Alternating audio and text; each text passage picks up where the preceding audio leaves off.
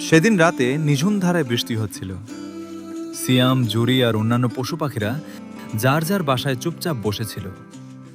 বৃষ্টি শেষ হওয়ার পর সিয়াম আর জুরি বাইরে বের হতেই দেখল একটা ছোট হরিণ কাদার মধ্যে আটকে পড়েছে।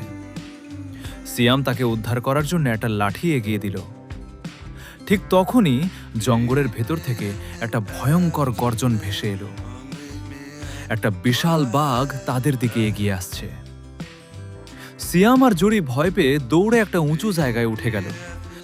তারপর তারা সেখান থেকে একটা মোটা গাছের গুঁড়ি বাঘটার দিকে ফেলে দিল। গাছের গুঁড়ি দেখে বাঘটা কিছুটা ভয় পেয়ে পিছিয়ে গেল। ঠিক সেই মুহূর্তে তাদের বাঁচাতে এগিয়ে এলো একটা বিশাল আকৃতির বন্য হাতি। হাতিটাকে দেখে বাঘটা ভয় পেয়ে জঙ্গলের গভীরে চলে গেল। এরপর হাতিটা হরিণটাকে টেনে কাদা থেকে তুলে ফেলল, আর তারপর সবাই আনন্দ উল্লাস করতে লাগলো।